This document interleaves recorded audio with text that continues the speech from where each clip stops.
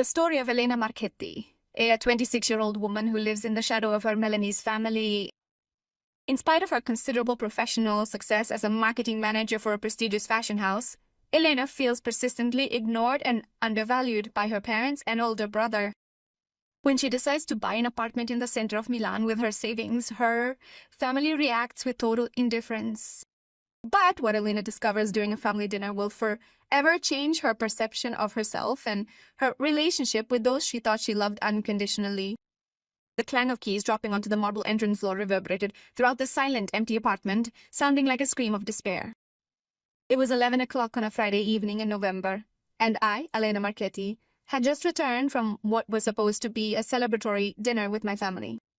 Instead, it had been yet another demonstration of how little I mattered in the Marchetti's lives. I took off the Louboutin heels that I had bought especially for the occasion. I wanted to look perfect. I wanted them to be proud of me, so I angrily threw them toward the corner of the living room. The sharp sound against the parquet floor made me jump. I myself was acting in the same way as them, with violence, with a lack of concern for beautiful things. On that evening, I had the difficult task of sharing the most important news of my life with my family. At 26, after 4 years of sacrifices and renunciation, I had finally managed to buy an apartment in the fashion district of Milan, a 65 square meter two-room apartment on Via Monte Napoleone, the dream of every self-respecting Milanese. I had saved every euro by working as a marketing manager at Versace and doing freelance work on the weekends. No expensive vacations, no compulsive shopping, no dinners at Michelin-starred restaurants where my peers squandered their parents' money. I poured myself a glass of Barolo, the only expensive bottle I had allowed myself to celebrate, and sat down on the IKEA sofa that I had assembled myself 3 years ago when I moved into the studio apartment in Porta Garibaldi. From the window, the twinkling lights of Milan bathed the room in a warm glow, and for a brief nostalgic moment he felt again the exhilarating sense of pride he'd had experienced each morning on his commute, riding the metro into the city he'd chosen to conquer. But the bitterness of that evening was too strong to be erased by the sight of the skyscrapers of Porta Nuova. I had called my mother, Luciana, 3 days earlier. "Mom, should we organize a dinner together? I have wonderful news to tell you." Her response had been lukewarm. "Okay, dear.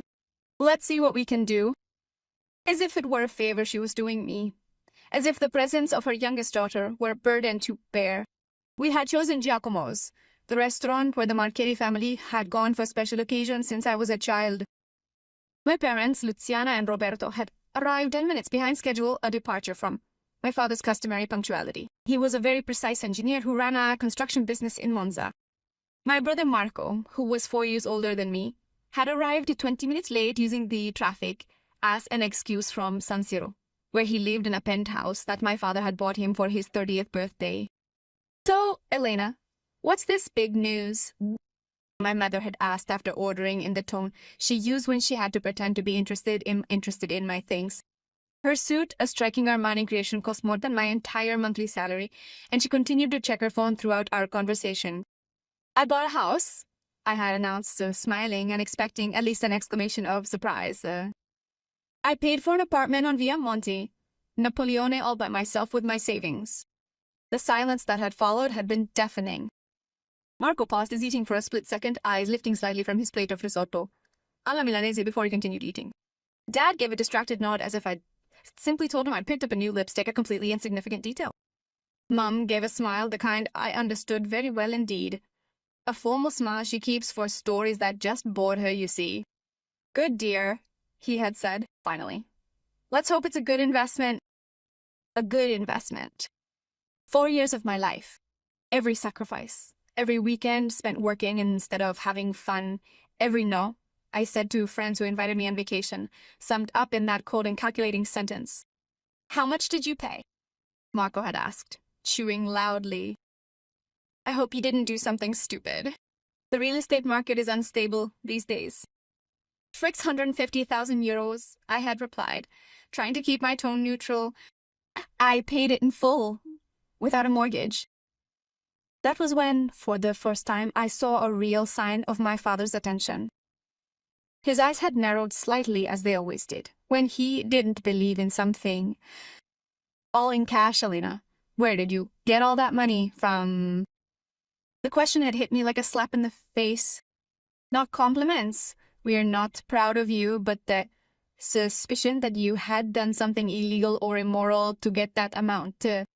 And what would you have felt hearing your family react like that to the most important news of your life? The memory of that moment made me grip the glass of wine so tightly that, for a moment, Timothy thought it would break between my fingers. But what happened next was even worse.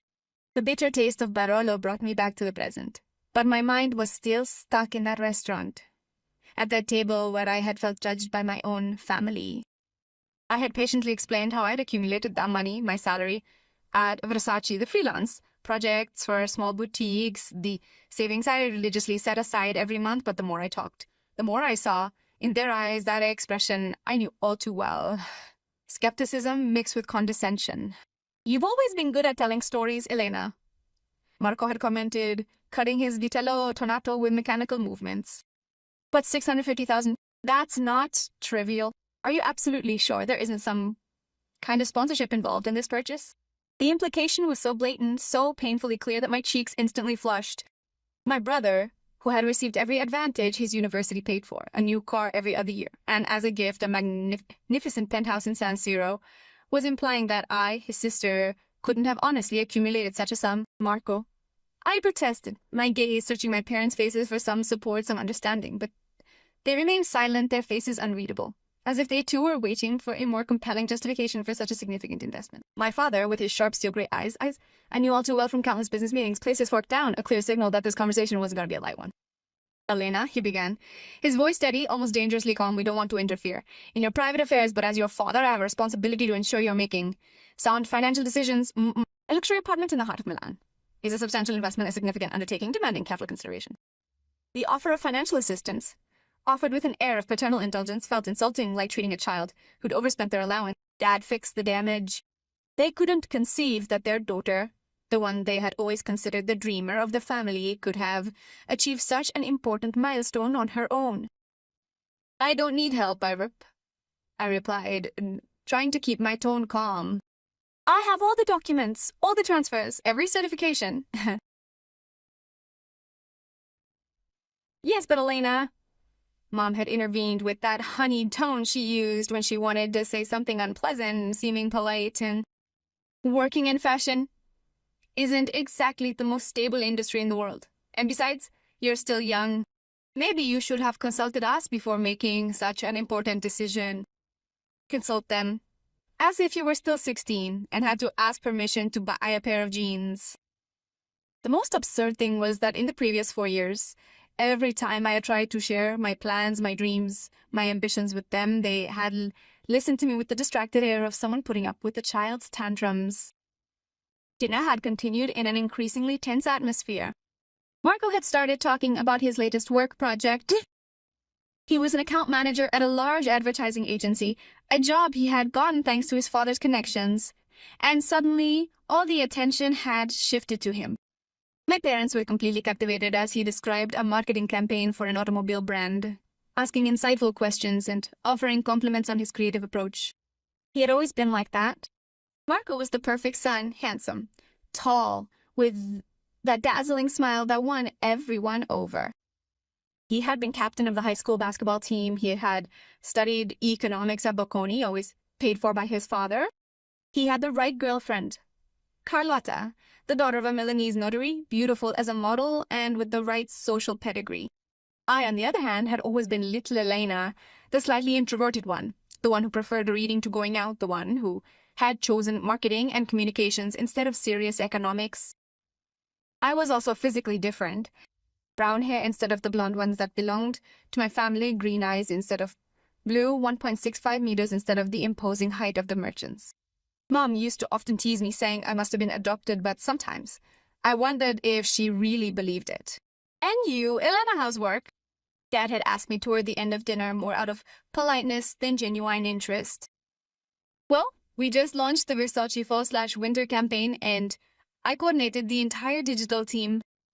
Oh, interesting, he'd replied, but he was already looking at his watch. Luciana, what time is it? I have an important meeting tomorrow morning, and so even that attempt to share my work, my career, my successes all summed up in an interesting statement spoken with the enthusiasm of someone commenting on the weather had been cut short. Now, sitting in my studio apartment with a view of the skyscrapers, I wondered for the thousandth time what I had to do to earn their respect, their interest, their approval. I had always thought that buying a house would be the turning point, the definitive proof that I had become an adult, independent, and successful. Instead, I felt more alone than ever. What would you have done in my place? How do you prove your worth to someone who seems determined not to see you? The phone rang suddenly, startling me. It was a number I didn't recognize, but something made me want to answer. What I would hear on the other end of the line would change everything. Hello? I answered in an uncertain voice, still shaken by the emotions of the evening. Miss Marchetti, this is Attorney Benedetti. I apologize for disturbing you at this hour, but it's urgent. I want to discuss your grandmother Margarita. My heart stopped for a moment. Grandmother Margarita, my father's mother, had died 3 years ago. What business could a lawyer have with me concerning her, and, most importantly, why now? I don't understand, attorney. Yes, my grandmother died in 2021. I know, of course. But it wasn't until this week that I found her handwritten will hidden away within a safe deposit box, one for which, as it turns out, we didn't have the key. Miss, your grandmother left you something very important. I got up from the couch, the glass of wine forgotten on the coffee table. What are you talking about? I prefer to see her in person. Can you come to my studio tomorrow morning? It's on Via Manzoni, near her new apartment. How did she know about my apartment? I asked her, and her answer made my blood run cold. Miss, your grandmother had foreseen everything. She knew that you would buy a house in that area. She had written it in her will 3 years ago. That night, she couldn't sleep. How could Grandma Margarita have foreseen that I would buy a house on Via Monte Napoleone? She had always been special, different from the rest of the family. She had been the only one who believed me when I said, as a child, that I wanted to work in fashion. The only one who really listened to me when I talked about my dreams. I remembered the Sunday afternoons spent in her apartment in Brera, where she taught me how to sew and told me stories about Milan in the 60s, when she worked as a dressmaker for high society ladies. Elena always told me, do you have something special? Don't let anyone make you forget it, not even your family. The next day I showed up promptly at the office of the lawyer Benedetti. He was an elegant man in his 60s with a kind smile that immediately put me at ease.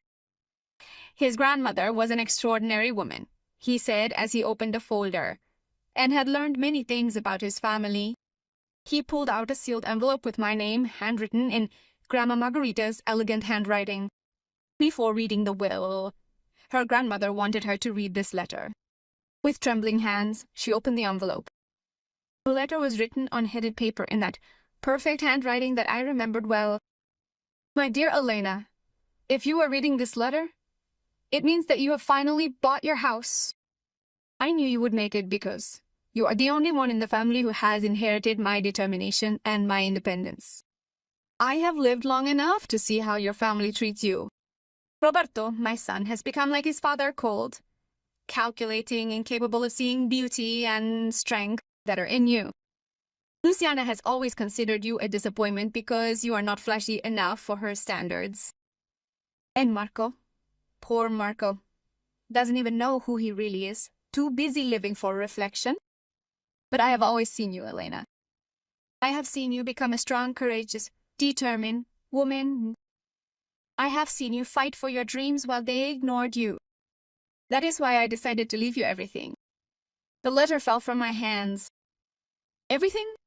I asked the lawyer. He nodded gravely. Your grandmother left you the apartment in Brera valued at euro 800,000 euros. The checking account with over 300,000 euros in savings, and above all, her collection of jewelry and vintage clothing. Miss Marchetti, your grandmother owned original pieces by Valentino, Armani, Versace from the 70s and 80s. The collection is worth at least 1.5 million euros. I couldn't bear to spend 1.5 million euros in vintage clothing, plus the apartment and the savings. Grandma Margita was much richer than I thought. Is there anything else? The lawyer continued. Your grandmother left specific instructions. She wants you to organize an exhibition of the collection and donate the proceeds from the sale to young women who, like you, want to enter the world of fashion but do not have the financial means. Tears began to roll down my cheeks. Grandma Margherita had not only seen me, understood me, but she had also believed in me enough to entrust me with such an important project. Does the rest of the family know about this? I asked. No. And your grandmother has specified that they must not know until she has decided whether and how to tell them, She wrote that knowing her son Roberto, she would try to contest the will out of greed. That afternoon, with the keys to my grandmother's apartment in my hand, I entered the house where I had spent the best afternoons of my childhood. Everything had remained as it was then. The fine fabrics, the vintage sewing machines, and in the bedroom closet, the most extraordinary collection I had ever seen.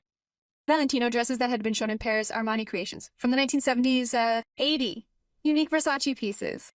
Each piece had a story, a memory, a meaning, and now they were mine, with the mission to transform them into opportunities for other girls like me. That evening, I contacted my family to give them an account of the lawyer's phone call. Their reaction was immediate and predictable. How much did he leave you? Are you sure everything is in order? Maybe we should have our lawyer check that will. I didn't tell them how much the inheritance was. Not yet. First, I wanted to organize the exhibition, honor the memory of Grandma Margherita, show that her trust in me was justified. And you, what would you do with such an important inheritance? How would you use the opportunity of a second chance to prove your worth? 6 months later, the inauguration of the Margherita Marcheri Moda e Memoria exhibition at the Pinacoteca di Brera was the event of the year in the Milanese fashion world. The proceeds, over 2 million euros, gave life to the Margherita Foundation for young fashion talents. That evening, as I watched my parents and my brother wandering in amazement among the clothes that had made Grandma Margherita famous, I understood that I had finally found my path. I had no more need of their approval, since I had something far more valuable in my possession. The certainty of being on the right path, the one that gripped. True love does not require